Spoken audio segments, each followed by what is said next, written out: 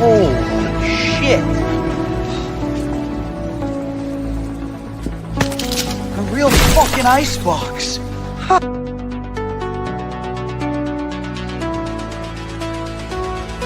There is no spoon.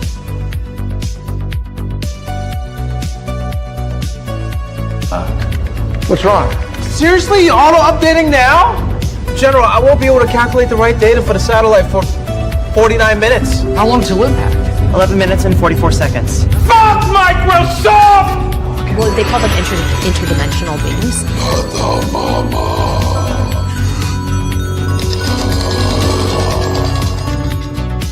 He, specifically asked for you, sweetheart. By our powers combined, we give you the Galactic Family Podcast.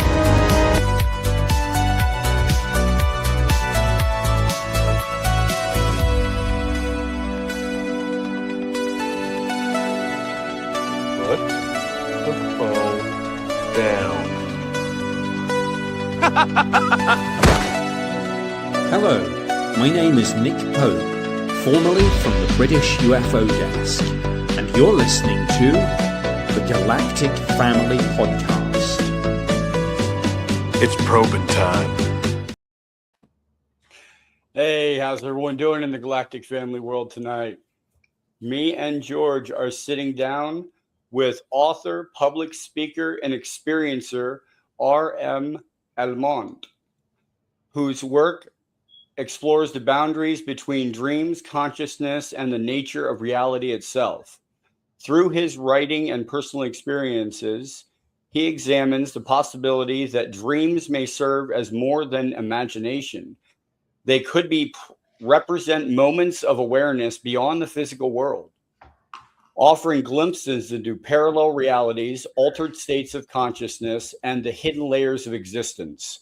We explore his encounters with time slips, mysterious fog phenomenon, and the profound experiences that led him to the question, the linear nature of time and the limits of human perception. Are these symbolic journeys of the mind or something more? Join us as we explore the intersection of consciousness, reality, and the unknown. Let's welcome him to the stage. All right. Hello. Hey, how you doing? Welcome. Good. Thank you for having me here. Oh, we're very excited. happy to have you. Real quick, so what inspired you? Like when you were, who is R.M. Almonte? Great question. Been trying to figure that out for the last 50 years. Aren't we all? I'll let you know when I get an answer. Yeah. But when I started, one of my first experiences that I remember, it must have been I'm not gonna get the exact age, but it must have been either between 2 and 3. And I remember trying to grab my baby bottle and my hand going through it and then seeing my body next to it. But for some reason, being that age, it didn't bother me whatsoever. The only thing that mattered was I want that baby bottle. What happened afterwards, I don't remember. But within my family, especially on my father's side of the family, and they're all both sides are from Dominican Republic, it's a lot more open to talk about those weird experiences than it is in America. It's gotten a lot better in the last 25 years.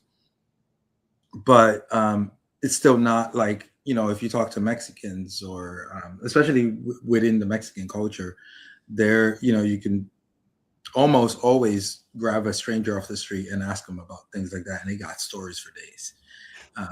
So going back to my dad, every time we would be in the Dominican Republic, look up at the stars, he'll start talking about aliens. And then he just fed that into us. And so everything, whenever we had a chance to watch any shows about it, Strange Universe, I don't know if you guys remember that show from the late 80s. So that's where it started.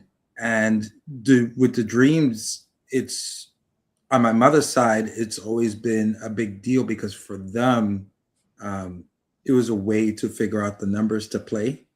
And that was the big deal. So they will always ask all of us about what did we dream to try to figure out if there was a number in there.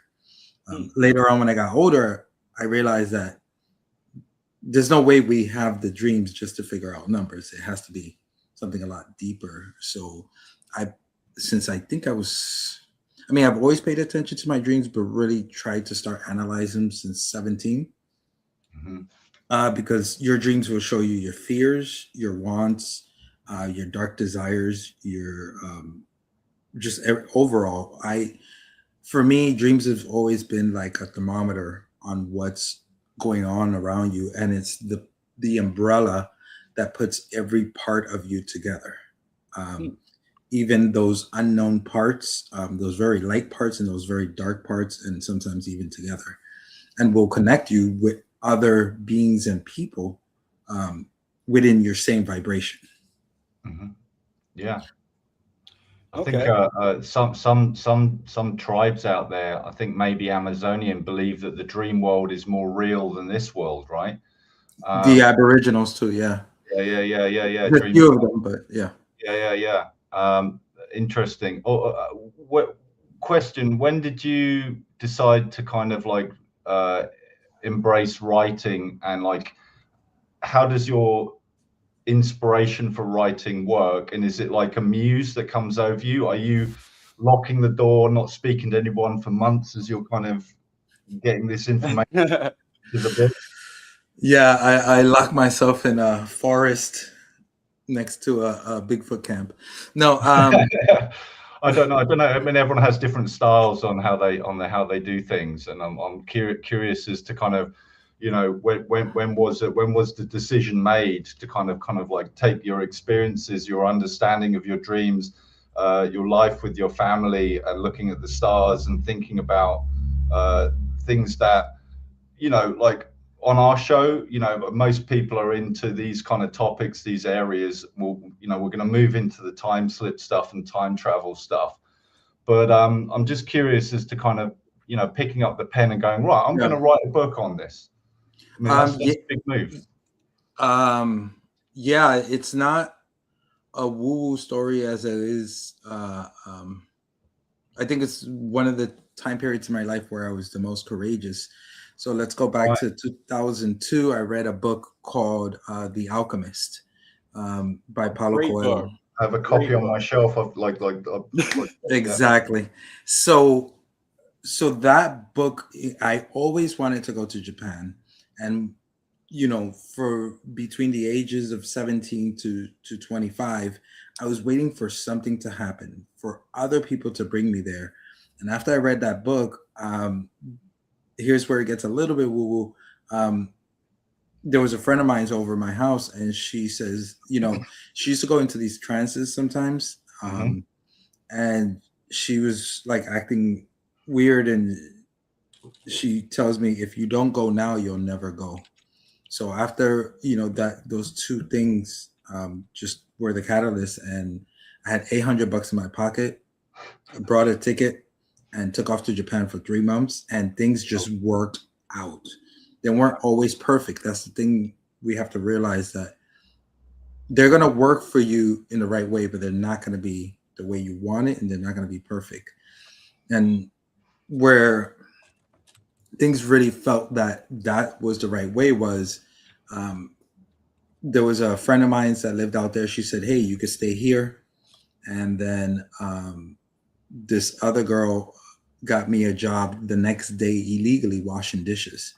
So for 3 months, that's what I did. I washed dishes and enjoyed my life in Japan. And because I didn't have any money, I walked everywhere. And I ran into friends that were from here, from the States, that were doing something similar, or many of them were dancers. And I remember walking, if anybody's been to Japan, there's an area between, I think it's called Aoyama, but it's between Shibuya and Roppongi. And we were going to a club, and we used to be able to get in because we knew people, but we didn't have any money to take the train there. So as we walk in, I need to write a book. It was a strong urge. And so between the years of 2006 to 2012, I was writing the book, and it got to a point. This is where dreams are important. I had a dream. This guy tells me in the dream, your book is terrible. It sucks. So when I woke up from that dream, I gave up. I'm done. I'm gonna go look for something else to do because this is not who I am. And then 6 months passed by, had another dream, and guess who the person was? You guys probably know him. It was Dr. Brooks Agnew in the dream. Oh, wow. And he said to me, you're not a writer. And I said, why would you say that? He said, because writers write. And if you don't write, you're not a writer. Yeah. And that snapped me out of the doubt and everything I was feeling. And I started writing the book, finished it off when I moved to Japan with my wife, my wife now, in 2012, and put out the first book, Scratching the Cosmic Conscience.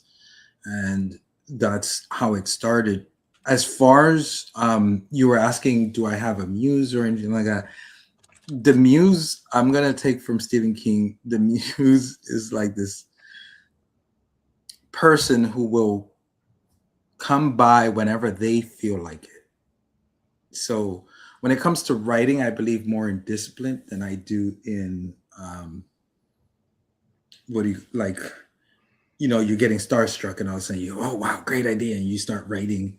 I believe more in the discipline. Now, where the magic a lot of times happens is I'll sometimes have dreams, not always have dreams, where they're just giving me the whole scene.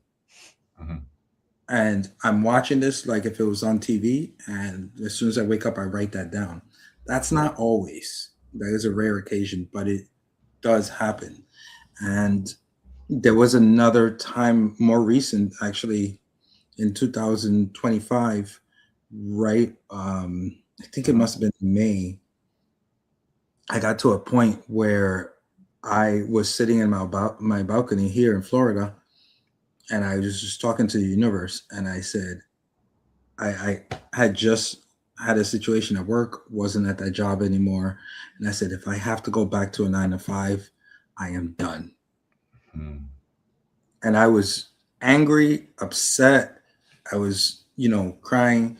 And I was like, if I have to go back to a 9-to-5 and this doesn't become my full-time job, I am done.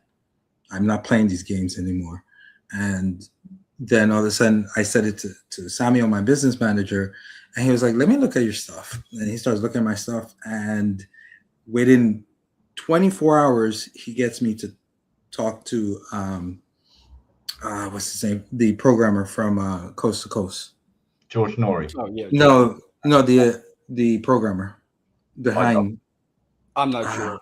If I say his name, you know him because George always talks about him. So they get me on the show with Rich Berra, and we talk all about dreams. The second magical part with that is, I'm going to change subjects a little bit here, was we had called up that producer again, and he tells, and Sam is telling him like, oh, he's going after a world record. And he was like, he wrote a time travel book. And he was like, yeah, it's a fiction time travel book called Fogs of Time. And then that's where he was like, can you talk about time travel for 2 hours? And I was like, absolutely. Here's the magic. Sam's father had passed away a couple years ago, and he was a huge fan of the show. Where does that tie into? The day I go on with George Norrie was his father's, the day he died. Oh, wow. And he was just, yeah. So that hit us both like a ton of bricks, so there's a lot of synchronicities and little pushes. Yeah, there's a lot of synchronicities and push that is like, no, you need to do this, you need to do that. And writing has been one that the spirit guides or whatever. I'll tell you another dream where it was like a combination of Japan and New York. And there's this, I don't know where he's from, but this Asian guy walks by me. And if you've ever been to Japan, there's these trucks that promote bands, those J-pop bands. And I'm looking at that and I'm like, oh, wow, I would love to have my books on one of those. And I was thinking this, and he just turns to me and says, yeah, that will happen soon. And then I just started crying, and it was like the confirmation of, yeah, things are moving. I don't know if I ever put the books on a truck like that, but it was just this constant confirmation or pushes, or even sometimes having my guides straight up yell at me. Like they're great. I'm not saying anything wrong about them, but when it's time, when you're going the wrong way, they will curse you out. They don't have a problem with that. They're not like the way they're painted angelic. They would, they will curse you out. So that's at least from my experience. Maybe the group the lot I chose was a bunch of angel thugs or something. I don't know. Yeah. how like we sometimes we talk about lucid dreaming or intentionally dreaming or being awake in your dreams so you remember them. Are you kind of more intuitive? You just kind of like regular sleep and then a dream will come to you, wake up, and then it's like, okay, this interaction and then inspiration. And thank you for the origin of the writing is absolutely. All of the above. And by the way, it was Tom Danheiser. My business manager just texted me. So it was Tom Danheiser, the one we were talking to. But anyway, all of it in the above. So sometimes in the lucid dream, the way when I'm consistently meditating, I'll have a lot more lucid dreams. And the definition of lucid dream is just awareness. So this is one of the key things that I'm noticing with life in general is you becoming, as you get older, you become more aware of things. If we're talking about just a 3D reality, aware of people's reactions, their behaviors, your own reactions, your own emotions, then as you become more sensitive, picking up on those things, when you're dreaming, you're aware that you're dreaming. So, you have this freedom that doesn't either A, we don't know how to do yet, or B, we're limited from doing. So within the dreams, you could do things like change your shirt instantaneously, be from one place to another, fly, go through walls, go through dimensions, meet beings that you're not normally going to run into here. But it all depends on your own vibration. So if you are consistently stressed out, you're having anger issues, that is where you're going to be at. And that is going to be represented by your version of what that vibration would look like.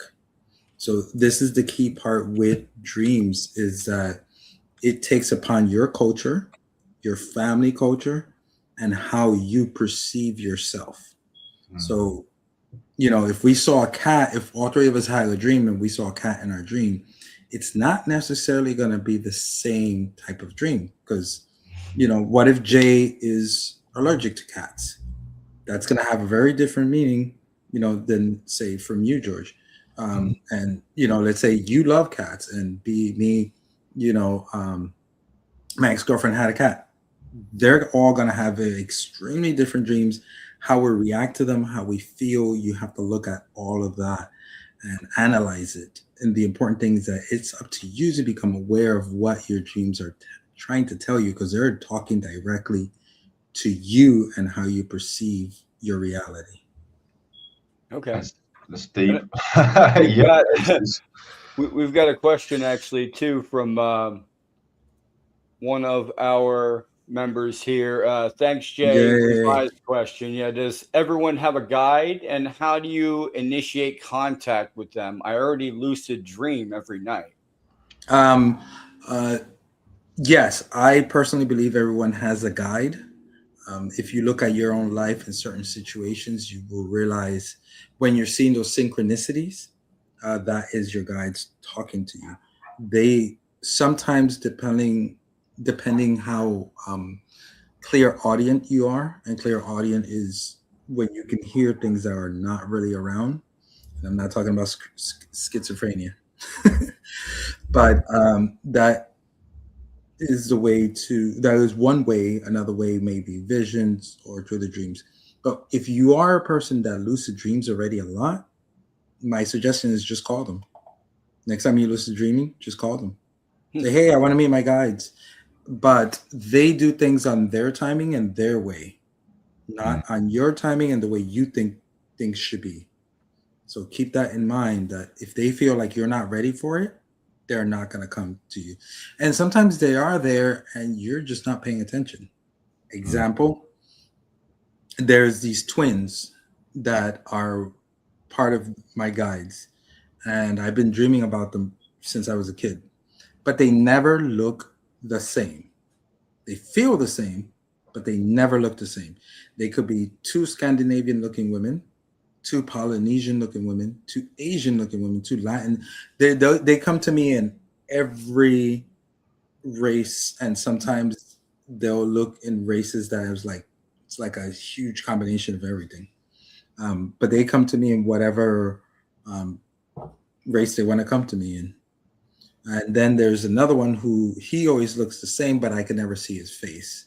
He's that tall. I'm 5'7", and in the dream, I can only see his chest, his solar plex area. So my eyes is where his solar plex. And he is very encouraging, but he's the one who will curse you out. When he thinks you're not walking the right way, he will easily curse me out. So, so when you wake up, do you feel physically affected by like these dreams that you've had? Like you're emotional, or you're, angry or whatever, like, or, you have to get moving? All of the above. Okay. Again, depending on what the dream was. For example, when I'm lucid, when I'm having an out-of-body experience and a lucid dream, this is when people get confused. Sure. The major difference is the vibrational energy you come back with. If you've never experienced this, you're not going to know what I'm talking about. And what I mean is, when you have a lucid dream, it's like you had a dream, but I remembered everything. Mm-hmm. When I had an out-of-body experience, there's this electrical charge that's still lingering as soon as I come out of it. And if, for those of you who've had out-of-body experience, you know exactly what I'm talking about. And you still feel that vibration. And sometimes you need to get up and go walk it off because it's just that strong. Yeah. I'm not one not lucid dreamer, out-of-body experiencer that can do it at will. But I know, again, when I'm meditating every night, or at least 3 times a day, it's going to happen more. And it usually starts off in my spine. For me personally, for other people, it's very different. I tend to fall asleep, wake up stuck, paralyzed, and then I just turn my body to the side, my astral body to the side. I relax. The key thing is to be relaxed. And if you try to fight it where you're trying to get up like this, but you can't, you're just going to freak yourself out. But if you relax your body, take deep breaths, turn to the side, you get right out. I've done that once. I've freaked myself out when I was on the couch. I actually literally almost fell off the couch, caught myself by the table. Like, it was bad. It was really bad. I freaked myself out because I'm laying there and I'm listening to these HemiSync audio tapes from the Monroe Institute, right? Yeah. And I'm laying there, I'm so relaxed, but I feel I'm rising up, and I'm like, I start to open my eyes a little bit, and I seen this black kind of foggy figure above me. Same kind of same silhouette as me, but I just started to notice it, and I was like, oh my God. And I freaked myself out so bad that I jumped out of, I could feel the energy still because I got out of it. Yeah. My skin is all energized and everything, Yep. but I caught myself by the table. Yeah. With the figures, and a lot of people have these either during the lucid dreams, especially during out-of-body experience, or I've never experienced, but the Hat Man is a big popular one. There are certain things you can do. And the way I look at this is the same way, do you take a shower every day? Yes. Do you wash your clothes? Yes. But we don't energetically clean because, for some people that's bad. But when if you know you're gonna do that, I would always suggest burn some incense, burn some sage, clean the area out, because remember, you're having a human experience, and so you're bringing in all those vibrational things. And if you just had an argument with your brother or your wife or your kids, or you're stressed out about money, whatever it may be, because there's a lot of that negative energy that attaches itself to your energetic body, and you're going to have that around. So you're going to attract those kind of beings that feed off that particular kind of energy. So if you're feeling very lustful, well, guess what kind of entities you're going to attract? Some of them, whatever you're attracted to, they're going to come as that, but you'll be able to sometimes see like, whoa, something's off here, just not right. And they'll try to suck on that energy because that's what they feed off. If it's anger, you have anger issues, you're going to attract those kind of beings. If you're always sad, you're going to attract those kind of beings. So that's what I mean by clean the area out before you go into that. Some kind of like inner awareness and like some kind of regulation of vibrational frequency. Just exactly. I'm not saying I'm there yet, but for some people, they're vibrating so high that they don't need to do that. Them walking into the room cleans it out. And that's to the point where we all want to get to. Yeah. So in your dreams, are you experiencing time travel as you were there, or are you experiencing it as your mind remembers it? I don't understand how to put that. You know what I mean? Like, like in your dreams, is it real? Is it like, can you look around and be like, I am in 1944? Like, no, okay. I haven't had that type. What I have had is one time I was trying to remember, I was trying to go visit a friend in the dream state. Okay. And when I went to him in the 80s. That's not what I wanted to do. I wanted to go to him, today, for example. Yeah. But I went to him in the 80s and I'm talking to him about astral projection and all that. And he's like, I'm not into that crap and stuff like that. And I was like, you will be soon. Trust me. And he was like, no, never. And then I remember calling him that morning and saying, hey, did you have long hair and you were like real arrogant when you were like 19 and did you wear leather jackets? And so he was like, yup. And I had picked up on what he looked like. And at the time he was 50 and I was, I think I was in my late 30s. So we're talking about 10 years ago. So that is one, what I think what happened there was I visit him in his dream in that time period. Because remember, time doesn't exist in that state, in the dream state, or even in the astral state. At least not the way we understand it. Yeah, I think our eyes are forwards and we move forwards through time. But then when you think about time in a dream level, it has a non-linear quality to it where it can fluctuate between time periods, as we would call them in our sense of the word. And then I'm also reminded of kind of, the current, what they call technical remote viewing, where the remote viewers are able to move through time. Yeah. So that adds credence to the innate out-of-body or astral projection, which could be a form of remote viewing in a sense. Maybe I don't know how you there are different techniques that have similar outcomes. Mm-hmm. With remote viewing, I don't fully understand it. I'm not a technical remote viewer, but I do understand projecting the mind's eye. But then if you're projecting the mind's eye, could you take a bodily form with you through that perception? And so in a sense, that kind of an out-of-body experience or an astral projection, those kind of things could be tied into the reality of remote viewing in some sense. I'll tell you the difference between 3 because they get confusing. They are confusing because they're Yeah. very similar. From my understanding, how remote viewing works is that it's a piece of your conscious that goes out, and it can carry a physical body. And there are stories of both in the old KGB and the CIA where they have guards now, guarding remote viewer guards, and even astral projection guards guarding from not letting you come into those places. And I've heard this about alien bases too, as well. I've heard it as well. Yeah. So, but the conscious part is still here with you. You're still conscious that I'm here at the table.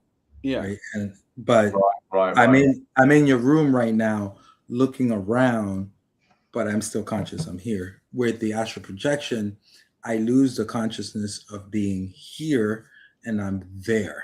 Right. Okay. That thanks for explaining that. Right. Yeah. Like, it's like And you're with the, totally there in a different. Yeah. And the dream, in the dream state, you're in the dream, whatever that is, in that dream state, but you can do the other two. Because that's the thing about the dream state, there is no rules, if you notice. No, I remember there was a CIA operation that was they went into, they went into this room. They said, hey, remote view this location. The guy remote viewed it so well that he was there walking around the room. He opened a filing cabinet. He pulled it out, started reading right from the file, but it wasn't happening there. It was happening in his dream. He was pulling out the filing cabinet, and he was actually reading the files from that file, from there. And the CIA got so freaked out that they shut down that part of the program because they said, you should not have been able to see anything there because it's like 100 feet underground, and everything else is like armored, and you shouldn't have been able to look through anything in there. And he was like, I read through this filing cabinet, this drawer, this file. And he said, yeah, you're done. Like, that location's no longer available to you. Yeah. And again, remember when he's doing that, that is the version his mind can understand it. Okay. Do you know what I mean? So yeah, like you said, he's not physically picking up the paper. He's just probably looking through the thing or becoming a part of it and knowing the information. But the only way his brain could really understand how that works is him doing the physical movement, because that's what we naturally do. Yeah, that's what he said too. He said it took him, like, he did a physical movement while he was in the room of opening up a filing cabinet and having a piece of paper like this, and it everything on that paper that he read, it was a blank paper, but to his eyes, it was everything was on that file that he read out of that filing cabinet, and they were like, "Yeah, you need to stop now." The other thing with astral projection that a lot of people, there's some people who've experienced actually moving things in their astral body, moving, like, for example, I have my phone is here and it's sitting on the table, and then I go have an astral projection and I come out and I'm energetically, I'm able to push it. There was a lady that did that too with, I forget her name. Maybe George can help me. She did like the movements on the table where it was like her energy was moving the stuff on the table. It was maybe Russian investigation. Russian lady was moving stuff on the table with her hands, just like with her energy.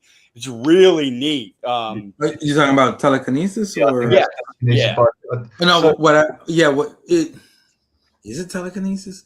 Because it's during while you're having an astral projection. Oh, okay. So I'm having an out of body experience, and then I go to your house and move your coffee cup, for example. I think that might be the name if you want to look it up, George. I think the Abramovich. the segue. Oh, yeah, I know who you're talking about now. Like the segue into time travel and time slipping, and bringing into that context is the fact that a question I'd ask you, and I don't know, I've only had very limited experience in my own personal life about a few things. But is with astral projection, out of body experiences and remote viewing, it seems to be that the linear time in a three-dimensional nuts and bolts world kind of flies out the window a little bit, and the ability to move either your mind's eye, your consciousness into, through dreams into different, if you have dreams of different places and times on the planet, these things could very well be an actual evidence that you were there, or you were certainly, your conscious body was there. Yeah. If you're awake while having these dreams and so on and so forth. Yeah, the language can break down a little bit. And yeah, I think, how did you get into the kind of arena of time, as far as kind of like with the writing and your own personal experiences? You explained earlier on, when you were very small, your hand phasing through a bottle that you wanted, and you didn't, that was a formative experience. So it sounds like you had, along the way, always had an open mind to unusual. Yeah. Well, again, because of the way my family raised me, we never shun away from it. Mm-hmm. But going into the time travel stuff, the first dream that I remember that was heavy time travel kind of thing it was like I was in the courtyard where I grew up in New York City, and there was these ladies, and they were teaching me a skill. And while in the astral world, if I look at my hand and unfocus my eyes, I can start going deeper into the point where I see the molecules in my skin, and then I can move those back. According to her, she said only 5 minutes. So I did that a few times, and there were these, I'm going to call them dream security or dream police, that some people have reported. And what bugged me out about it was they grabbed me, and they were like, "You're not supposed to be here." And then there was this big hole in the ground that had this something spinning, and they put me there, and it was like, "Oh, this one can remember things." And then they dropped me in there, and I woke up, and it was like I was somewhere where I wasn't supposed to be, and they were teaching me something I'm not supposed to know. So it's not something I was been able to do physically, but in the dream world, I can do that. That's incredible. Within that dream, I was only able to move back 5 minutes, according to the dream, what I remember. As far as the other time travel stuff, and what really kicked off my newest book, Fogs of Time, was this dream I had where there were this Victorian couple, and in the picture, this fog comes in, and they start fading out of existence. And then it cuts to this next scene where this 1950 businessman, he's riding like a 1950s car.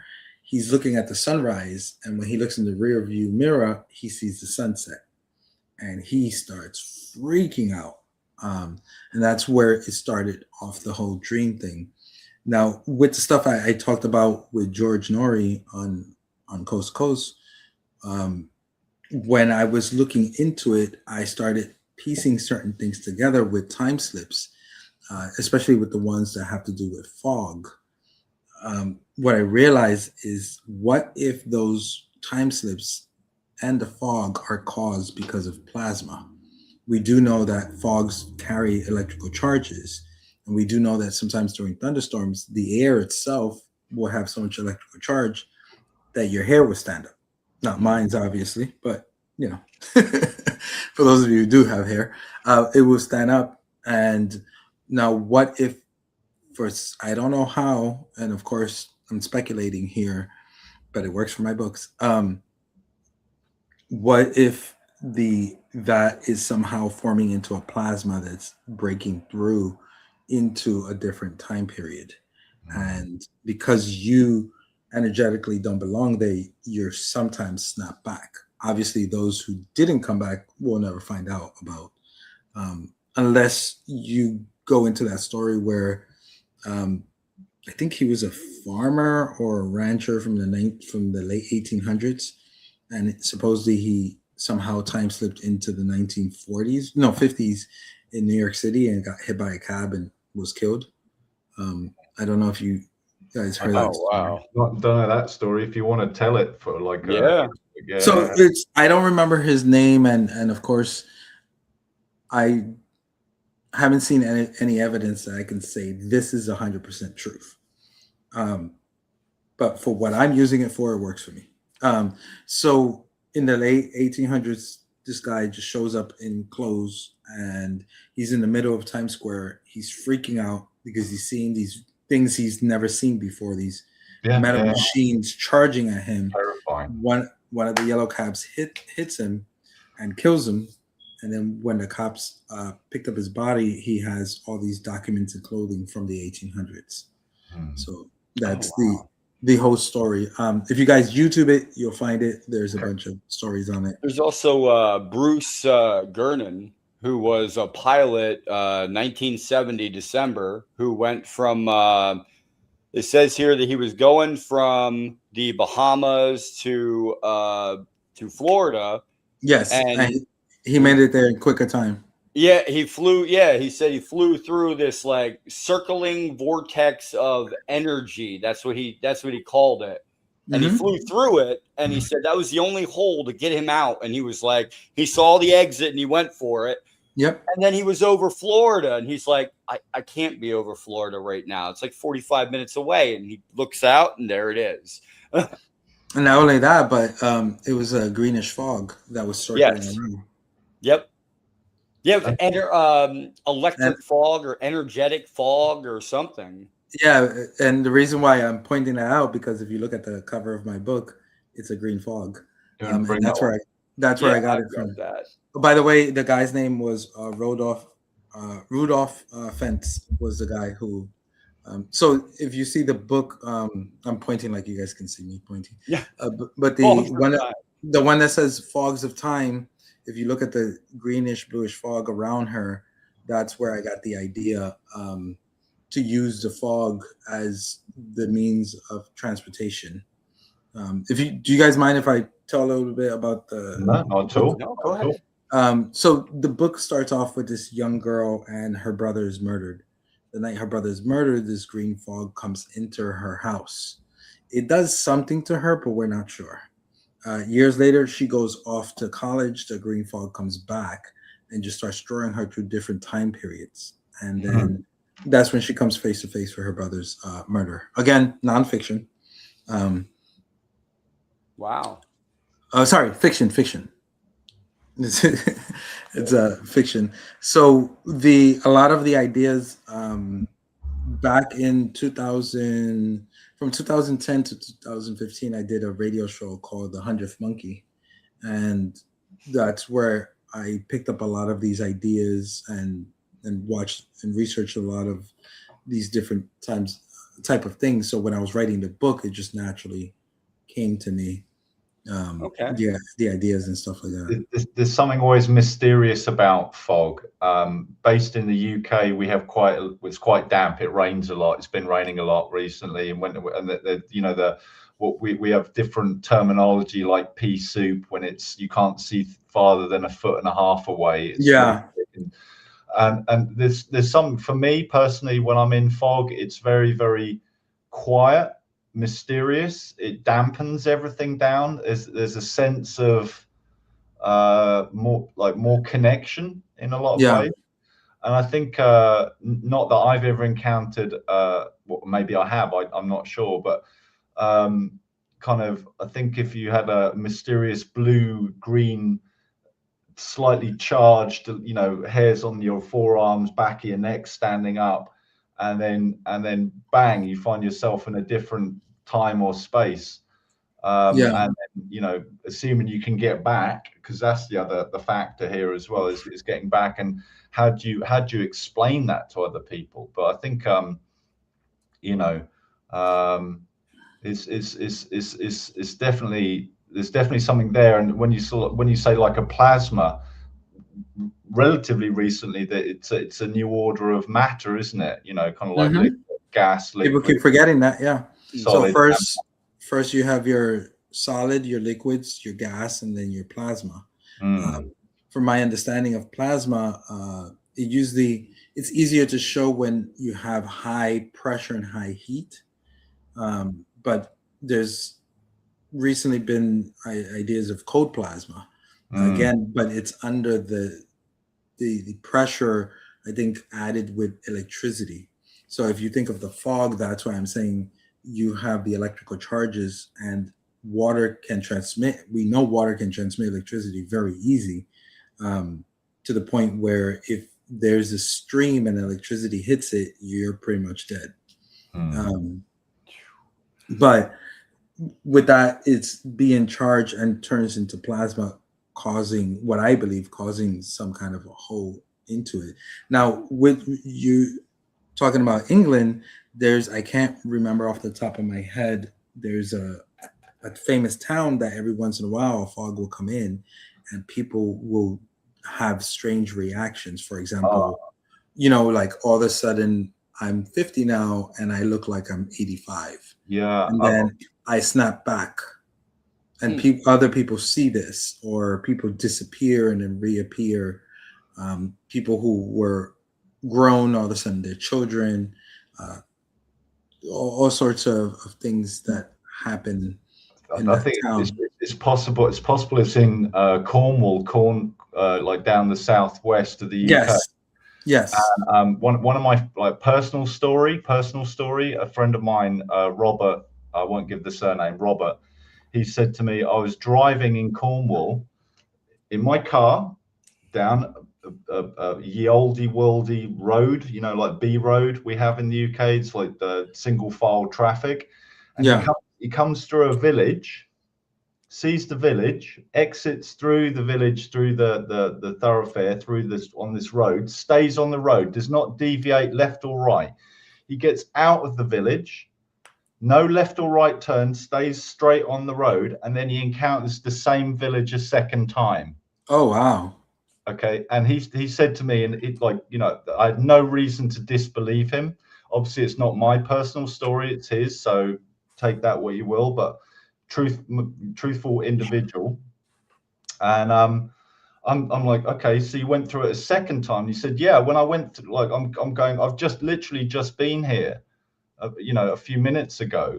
And he travels through the village a second time, travels out on the same road. He just stays one road right the way through. And then the second time he managed to brake and get into, the area that he wanted to go to. But it was the fact that the village repeated a second time while maintaining movement and time was very strange. Very, very strange. Well, it could be two things. Number one, what we were talking about, he could have just gone back 5 minutes or 10 minutes, however long it took him. Possibility, yeah. And the other one is what I think most people would say, the glitch in the Matrix. Yeah. How you remember Matrix, the cat repeats itself. We gotta go. Oh, it freaked him out. It freaked him out totally. Rightfully so. As much as I love this kind of stuff, don't think any of us won't get freaked out, but yeah, there's a lot to study, and I think one of the biggest frustration for us in this field or in this interest is that scientists won't take the time to just study it, look at the evidence, try to do the experiments. Obviously, when you're doing experiments, you're going to fail more times than you're going to succeed. That doesn't mean, you're going to learn something. But of course, if you go to those studies from the early 1900s and the 1800s, where professors actually did study these phenomena, and it wasn't poo-pooed or booed at, I think a lot of it became classified, and that's why they kind of pushed them like, don't study this, or your career is over. I had something similar, but I was awake during this, okay, when my, I want to say guide came to me. I was awake, and they gave me information that I needed at the time, I guess. I was sitting down, and I was like, I had everything. I had my wallet, had my keys, had everything. We were ready to go. Me and my girlfriend, we were going to go to a Indian powwow. Okay. Go up this hill, this mountain. But before this, you know, I'm sitting down. I'm in my back room, and I'm just sitting there. And I get into this, you know, moment where I'm like, I'm here, but I'm not here. And I know I have everything, but I'm missing something. Something's missing. And something comes to me and says, you need gloves. You're going to save an animal today. You need gloves. Oh, wow. Like, gloves. I'm like, that's it. I looked up. I saw gloves. And I told my girlfriend, I'm like, I'm going to prove to you that I can do this sometimes. It comes to me sometimes. Mm-hmm. And she didn't believe me. And we brought the gloves, went to the powwow. Nothing happened. Come back down the mountain. There's a baby deer in the middle of the road of this 2-lane road that can't fit 2 cars on it. There's a cliff on one side and a mountain on the other. Something would have happened, I believe, if we wouldn't have been there, that it could have been bad. It could have been someone else getting hurt, the deer getting hurt, someone falling off of this, you know, cliff with a car, something. But we were there at that time, saw the deer, walked, and my girlfriend got out, put the gloves on. I got out, put the gloves on. The deer let us come all the way up to it. My girlfriend put her hand on the deer's back, walked it all the way down the hill to this huge herd, and it just walks over to it like nothing. So you were supposed to do that. Yeah, you were supposed to do that. That's more like what they would call, that is a clear sign of being clairaudient. Okay. And I'll explain the difference. Clairvoyant is the most popular one. That's when you see things. It kind of like forms around here and you kind of see it. Then you have your clairaudient where you hear things. Mm-hmm. In my book, especially in the United Earth series, there's a lot of that in there. And then you have your downloads.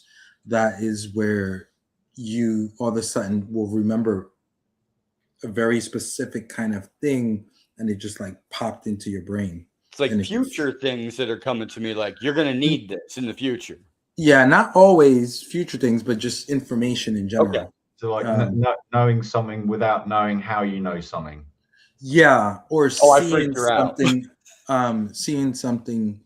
I remember this was years ago. There was a lady I met, and this was like 20 years ago. And I met her, and as I'm talking to her, I kind of, it just was like a download. I saw myself being attracted to her and like saying, hey, we should hook up kind of thing. And her like taking it the wrong way. And then so I knew, don't do that. So I just kept it to myself. All right. I never found out whether she would have reacted bad or not because it never happened. Do you think like M theory, multiverse theory with different like branches of potentiality, like in a quantum?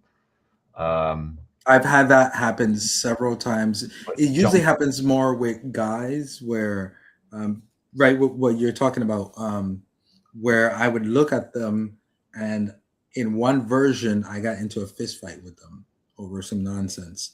And so I already knew to either A, avoid them, or B, talk to them in a different way, or approach them in a different way, or just usually it's A, like just avoid them altogether.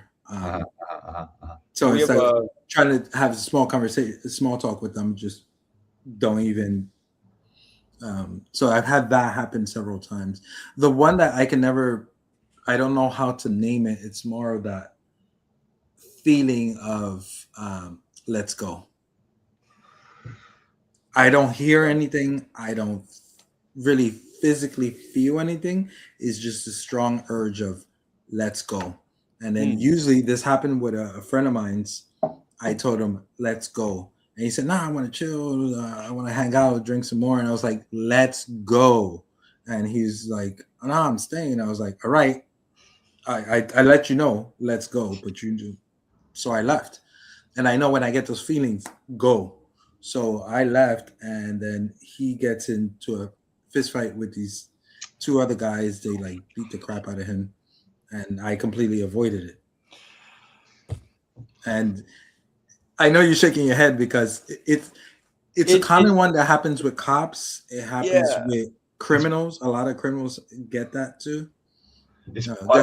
I suspect it's perfectly working intuitive intuition where you can kind of like science is showing that we do have these gut neurons. Mm-hmm. So when you get the maybe not in your case here, but just like the let's go. But sometimes just precursor to that, a feeling of uneasiness in the tummy, like I almost feel like my spirit itself is trying to move. Like it already left. It said you can stay if you want. I'm out of here. And it's happened to me so many times. And the strongest one this one was a straight up gut feeling. It was one New Year's, and it was the New Year's of 2000. Either 8 or 9. It was 9 because I was living with my wife and we were getting ready to go to this New Year's party at this bar where I used to work. And I got this really strong stomach pain. It was physical. It wasn't like something telling me don't go. It was just my stomach was hurting. So I said, oh man, I feel horrible. We're not going to go. And she was like, okay. And as soon as I said that, it was gone. And then that's when I knew, that had nothing. I thought the way it felt, it was physical and it felt like I ate something bad. When you eat like maybe too spicy, that's what it felt like. And as soon as I said, we're not going, it was gone. And I knew, don't go. What happens that night? These two guys come into the bar, the New Year's party. They start stealing jackets. Of course, the owners, and the owners are really good friends of mine. They approach the guy. They get into a big fight. Bottles are broken. One guy gets a gash across his head. Everybody's arrested. And I knew if I was there, I would have been arrested. Because, of course, you doing something like that, I'm going to react to it. Mm-hmm. But regardless, I wasn't there, and that was spirit or I don't know what, that was something saying, you're not going anywhere. And if you do, I'm going to make you hurt so bad that you won't move. Mm-hmm. So that is, go ahead. Go ahead. How does Ramon think a scientist could meaningfully study this in a way that other scientists could produce the same results? Well, that's the issue, is that you first need to study it to figure out how to study it. You don't know what you don't know. And True. There's certain things that have been studied. We know for a fact that they've studied astral projection. Sorry, not astral projection. Remote viewing. Remote viewing, yeah. We know they've studied that. That's a fact. People can argue all they want, but it's a fact. Mm-hmm. So the thing is that if it's something that I can use to my advantage that you can't really stop, then it usually gets classified. But with all the other parts of what we've been talking about, you have to start somewhere, and I can't give you the right answer of saying you have to do A, B, and C, because what you don't know, you don't know. And until you try, you won't figure it out. Okay. Good one. Yep. So did this change your fear of death, of having these kinds of experiences? Like that you're going to be moving on energetically in an energy type form? Yes somewhere and else? no. Yes and no. Okay.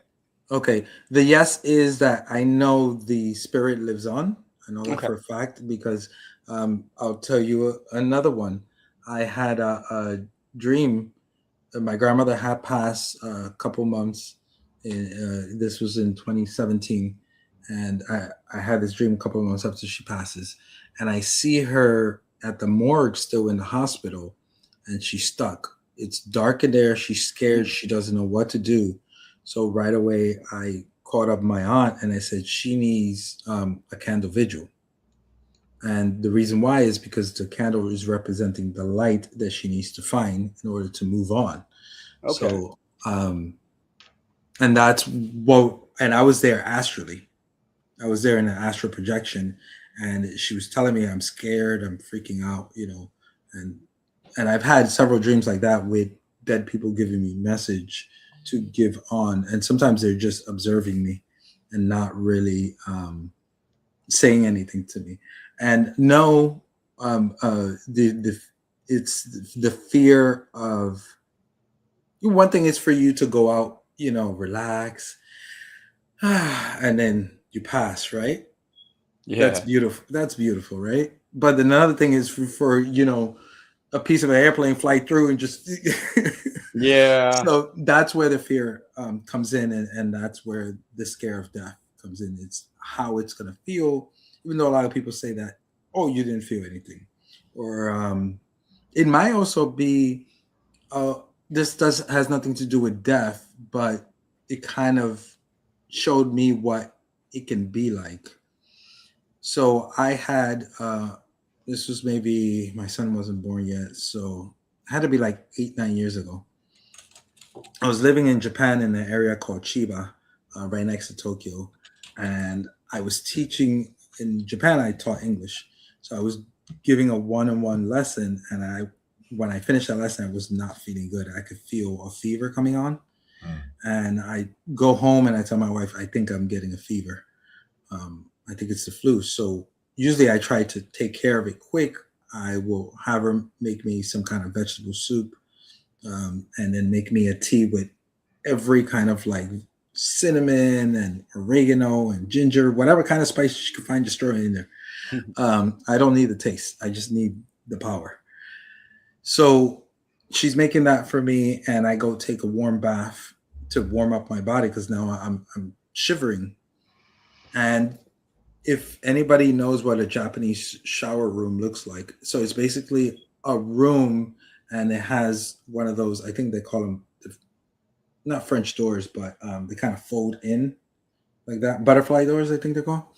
And there's a bathtub and a shower there, and then the door closes. So I get out the bath and I open the door, and that cold air comes in, because in Japan they don't have really good insulation. So when I come out, I feel better, but then I start getting dizzy, and I know I'm going down. And I try to grab onto something. Too late. I'm out. I don't know what happens from there on. My wife, next thing I hear my wife, I can't pick you up. You're too heavy. I'm butt naked, lying on the hallway of this. Right there, when you open those doors, there's the washing machine, and next to it was the sink. And then on this side, the way they designed their bathrooms, the toilet is over here in a closed door. So I'm laying right there in the hallway, butt naked, not feeling cold. And when I come to, I thought it was in my bed. I thought it was in my bed. It felt comfortable. I felt at peace. And then I realized I'm naked on the floor, and I'm feeling my face, and no bruises, nothing. Not a black and blue, nothing. Wow. She was looking over my face because she said the way she found me was like this, and she just heard bang. Yeah, slap. Yeah. But I didn't, when you get hit, you feel that. I didn't feel any of that. You must have harmonized with the ground in perfect kind of sync. Something just removed the pain, or I don't know what it was, or maybe physical defense mechanism that the body has. I couldn't tell you what it was because no one witnesses. There was no cameras. There's nothing. So I have no idea. I just know I was arms down like this, laying flat on the floor. Had the fever broken when you kind of came to? Like the fever broke and you were like kind of, oh, I feel a lot better now. Thanks for that magic potion. That was good, you know. I don't remember. I do remember drinking the tea and going straight to sleep. So I don't think it fully had passed. I was feeling better the next day, but it's that whole situation didn't feel like it really happened. Dreamlike, yeah. So how do you determine what is symbolic versus what's literal?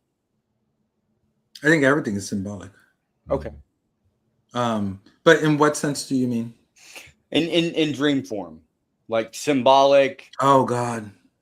Yeah, like you're there and you have to figure it out yourself. You know, you have to figure out whether or not. Do they mean Johnny's gonna really die, or a part of you that represents Johnny's gonna die? That's, you know what I'm talking about? Like, when you have a dream, does that mean that your friendship with Johnny is gonna? And no offense to Johnny, that your dream with Johnny is gonna die, or that part that represents maybe Johnny likes watching a lot of porn, and he represents that, you know, and then that part of you is dying, or is it that something's gonna bad happen to Johnny? That is my best friend and sparring partner is called Johnny. Yeah. I'll drop him a text in a minute, actually, just make sure everything okay. Oh, that's too funny. Oh, his name is Johnny? Yeah. Oh, sorry, Johnny. That's right. That's right. No, you picked it out of the hat, but it's just right. I get the impression you're quite in tune with things. So I'm just gonna drop a text to him. Yeah, no, go ahead, please. I'm sorry. No, that's funny. Synchronicity. That's happened to me before, where I say things that I don't think have anything to do with anything, and people freak out on it because I'm actually hitting a spot. Oh, I think it's wonderful when you do that, though, because like I said, synchronicities. When people are of the same mind, they'll start to all of a sudden think the same things. So going back to that, whenever anybody figures out the difference, please write a book. I'll buy it. Yeah. I'm not even gonna try to answer that because it's, for me, it's where I hit my head up against the wall the most with it. Sometimes it's very easy to pick up. For example, a very easy one to pick up for me is if I had this dream, and in the dream I'm in the gangbangers' hell. But the gangbangers who were they were all dead. They were there. To them, it was heaven, because they were telling me, it's like, you know, this is, I got booze, girls. What else do I need? And I'm at a bar. You know, they're at a club. But for me, that was gangbangers, like the hell for gangbangers, and they keep trying to come at me. And every time I go to fight them, I put my hands up to fight them, everything goes dark and I get pulled back a little bit. Like something grabs me and just pulls me back a little bit. Then everything comes to again and they come at me again. And I get upset and we're ready to go at it. And then again, the same thing happens several times, to the point where once I stopped reacting to them, they couldn't do anything. And that was what my guide was trying to teach me, was stop being so emotional. Stop, letting your anger just shoot up like that. And especially with men, that's a very typical reaction for us. It's a defense mechanism. Mm-hmm. And it's something that I still struggle with. So that was very clear cut. No need to explain. Understood. Got your point. Thank you. But it doesn't always work that way. So I wish I had a better answer, because I really that was good. I think you're right. Like, you know, kind of reality, and you know, reality is symbolic, right? You know, it's it's all symbols and symbolism, and even character letters in a book represent a sound, and then are based on, like, you know, these sounds have energetic signatures. Yeah. But here's the thing, that even though we all, like all three of us, live in this reality right now, it's all symbolic to you, to the way you see reality, to the way, because it's in your world, right? Mm-hmm. So me and you are not going to see it in the exact same way. It's the same reason. It's the exact same reason why two brothers who are twins grew up the same way, same kind of love, same kind of thing. One is a lawyer and one becomes a thug.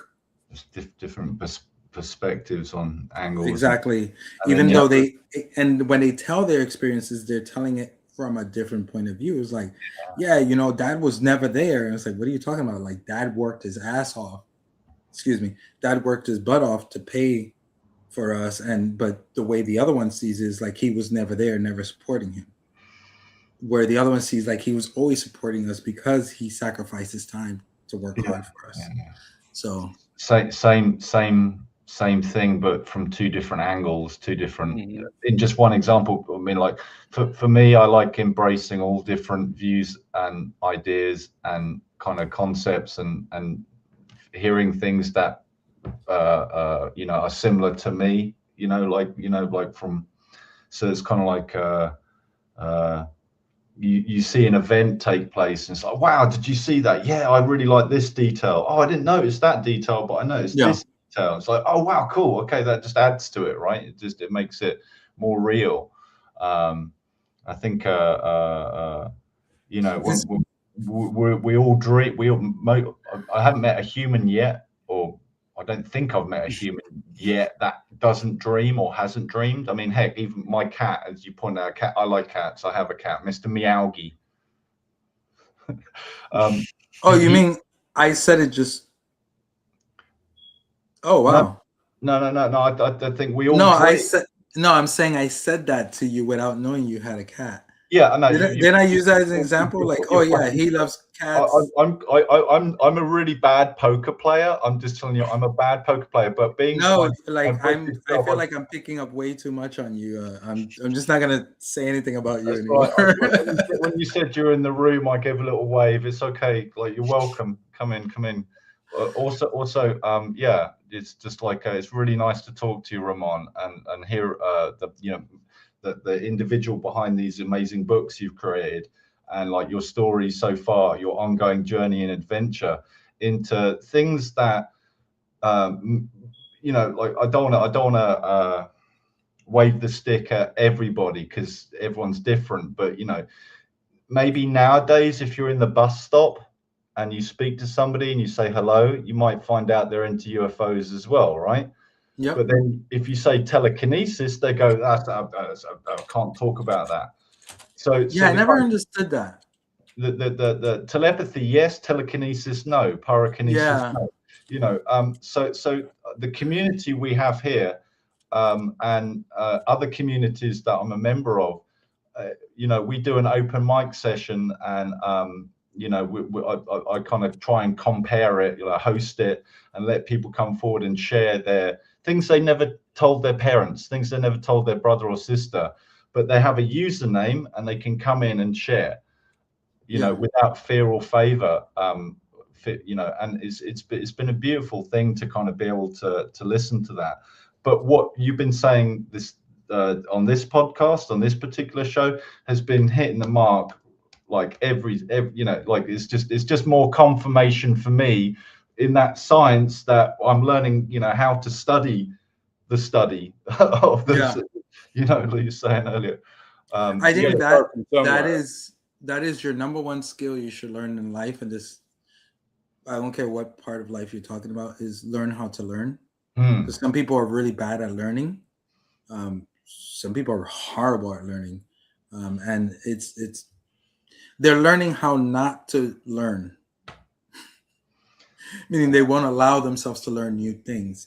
So that is the key. If you're always allowing yourself to learn new things and you get better at learning new things, where you can be at and how you can grow in whatever part of your life we're talking about, you're always going to grow.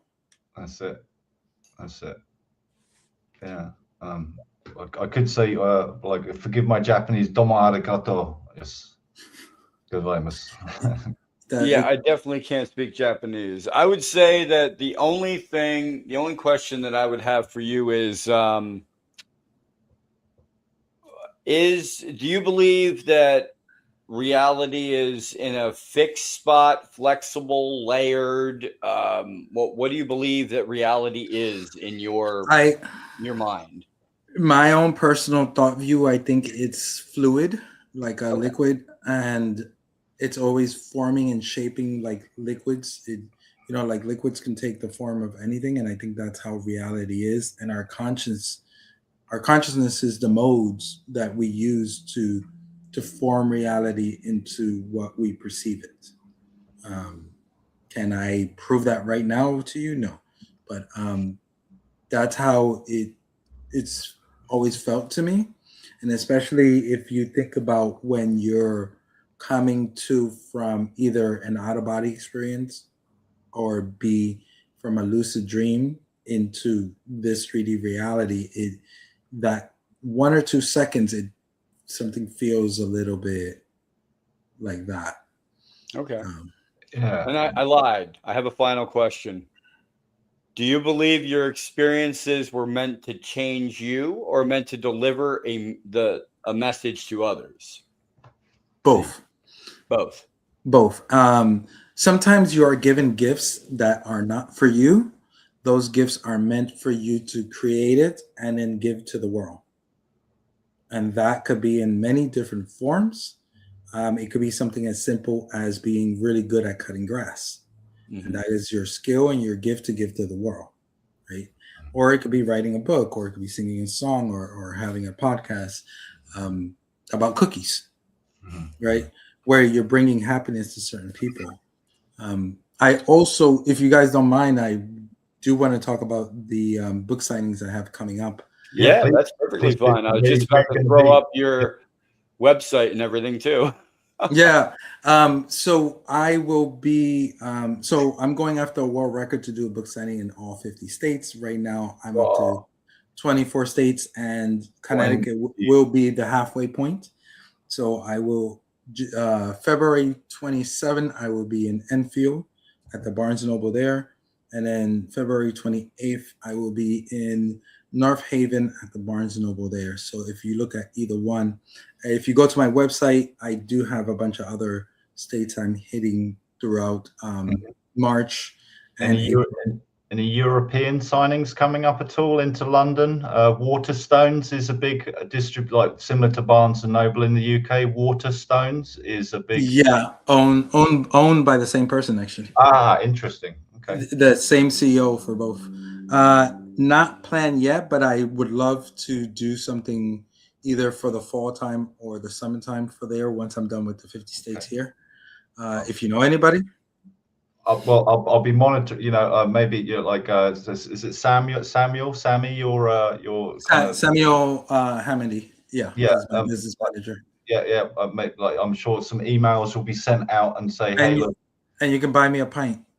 Yeah, absolutely. Yeah, I'll come. I'll wait. If you're book signing in London at Waterstones, the main branch, I'm there, dude. I'll be like, hey, remember me? I'll definitely let you know. And where are you in the States? Jay. Oh, me? I'm in Pennsylvania. Okay.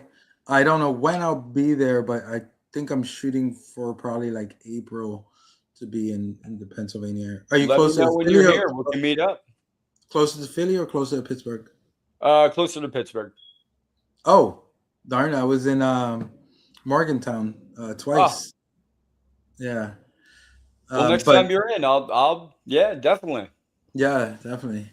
Just a side chat. D says not London, anywhere but London. I said don't worry, D. I'll come and I'll get you out of your shell. We'll get up to see Ramon. And if I could squeeze in one more question for you. Do you have a general method for other people on how to have more lucid dreams and out-of-body experiences? C. The number one way I personally like, again, what was the key thing I said is awareness for lucid dream. And the way to become aware is to realize you're having a dream. And how do we do that? Things are not going to be the same. So train yourself. There's hundreds of methods. I'm going to give you a couple right now. Number one, easiest one, look at the clock, see what time it is, and say, am I dreaming? Train your brain to do this consistently. When it becomes a habit, you will do it in your dream. Number two, before you go to bed every night, look at your palm, stare at it until you lose focus for about anywhere from 3 minutes to 5 minutes. Set the timer. Deep breaths, relax, and just blur your vision into your palm. Why? Because you will do that in your dream, and all of a sudden you have a black hole in your hand. You know that you're dreaming. Number three, you can scratch like this and say, am I dreaming? Or pinch yourself, am I dreaming? The key thing here is to do it consistently to the point you'll carry that into your subconscious, and then that's when you will do that. Meditation also helps. Very quick meditation. Sit down in a relaxed. You don't have to sit in the Indian pose, but just be relaxed with your back as straight as possible. If you want to put support behind it, perfect. Breathe into your nose, breathe out through your mouth. And if you fall asleep, that is a good sign. That is not a bad sign. That is a sign your body relaxed, and that's what you want. You will fall asleep. That is exactly what you want, because the whole point is to do that so much where your body is so relaxed, and now your consciousness can stay aware. But first, we have to learn how to relax. And people's like, oh, I failed because I fell asleep. No, you didn't. You did 100% success. Sometimes what we think is failure is actually success. And the more you fail at something, as long as you're trying to adjust it to become better, you will become better at whatever it is. Doesn't matter what we're talking about. So if lucid dreaming is what you want to achieve, practice. Okay. All right. I will be waiting for you to come to Pennsylvania, and waiting to see. I'll be first in line. Yeah, and I'm definitely gonna make it out to England. When is the question?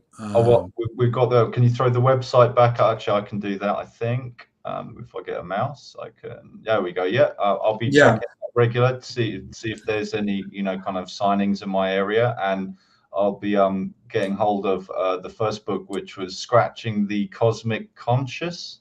Yes, Scratching the Conscious, and enjoy your prose. And I think that one you're gonna really enjoy the most, because that one is the most. I don't like using this word this way, but it's the most spiritual of all of them. They all have their spiritual aspects, but that one, it's really someone looking to really evolve spiritually, but still being human, going through hell and back.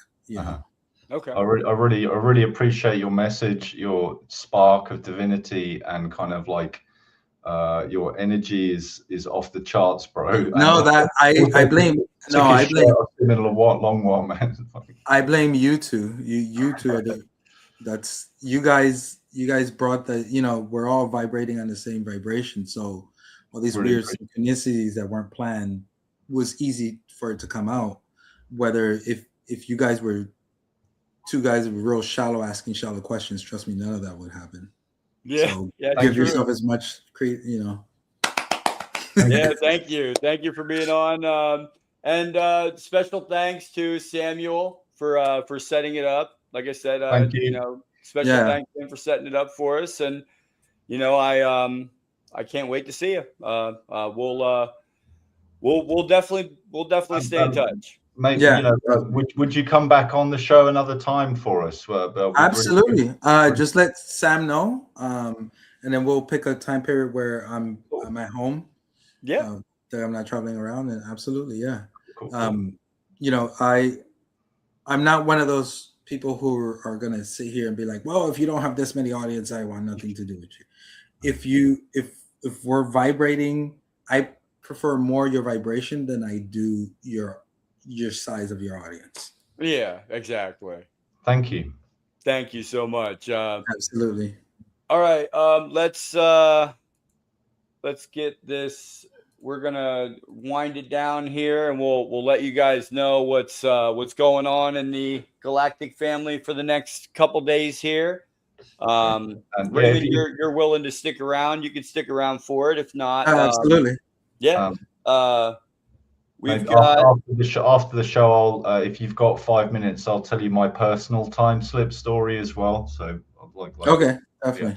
We have February 27th, the Neuro Frontier Between Mind and Machine.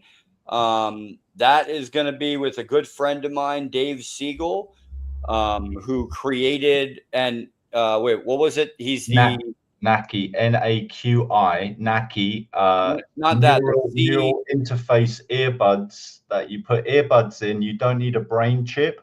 You can start texting, emailing, and getting spam in your head. Pretty much, it's an Elon Musk without the operation. But controlling drones, talking to everything, and he got the Consumer Innovation Award for 2026. Yeah. For this invention.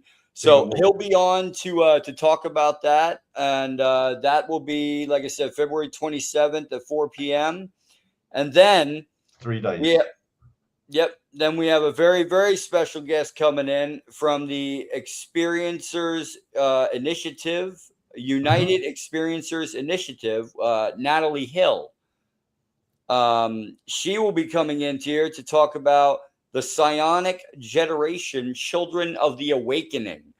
We're going to be talking about the Hill, the psionic places that these children are visiting, what they can actually perform, her Experiencers Initiative network of people that she's been pulling together. It's amazing what she's doing. You're looking forward to that one, having a chat. Thank you, Jay, for giving me the opportunity to be able to be a part of this, to be able to meet really cool people, having a chat, asking questions that pop into the noosphere, and hopefully, people viewing enjoy the show. And yeah, it's a real honor. Thank you. Dee would like to know before you go, is there any place she could reach you for a one-on-one? Like a chat, an email, or I think she could just email me at I actually just go to the website, and there's a contact form there. Just send the contact form. Okay, all right, awesome. Thank you for being here again. And the last thing that I would like to do is I'm going to give a special shout out to our members. Members of our channel are very, very thankful for you guys. Psionic Man, number 1. Norel, D-Nits, Random Content, Jackson, CB80001, Joe Riaz 1125, and Alice W 3093 for being a member of our channel. Your membership money goes a long way. And just to tell you where it goes, we don't have any kind of, I guess, awareness of I don't need the money to operate this podcast. All your money, what it does is it goes into a fund, and 100% of it at the end of the year goes into what we call our animal fund. Okay. We go to our local shelters. We go to the local animal shelter. Last year in November, we donated $1,000 to the local no-kill shelter down in Danville, Pennsylvania. We got them brand new beds, cat beds, dog beds, food, toys, everything they could ever want for their Christmas. This year, we're going to do the same thing. Hopefully, we get a lot more. We'll get hopefully $2,000. We're going to give again to our local shelters and our local, SPCAs, because that's what we do here on the Galactic Family. We give that out to others. And we'll be doing that again here in November. Thank you again for being part of the journey, and we'll see you again on the 24th, or I'm sorry, the 27th. Have a good night, Galactic Family. Raymond, just stick around real quick, and then we'll have a back chat afterwards if you want.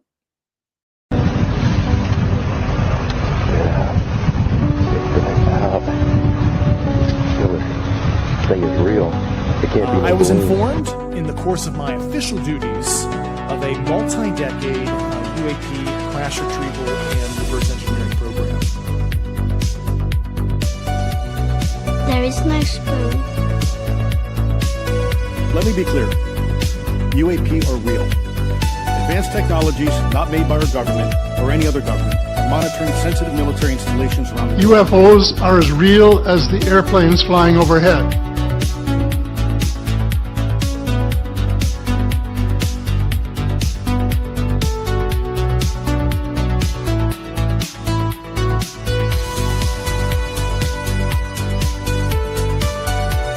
Hello, my name is Nick Pope, formerly from the British UFO Desk, and you're listening to the Galactic Family Podcast. The signal has been received.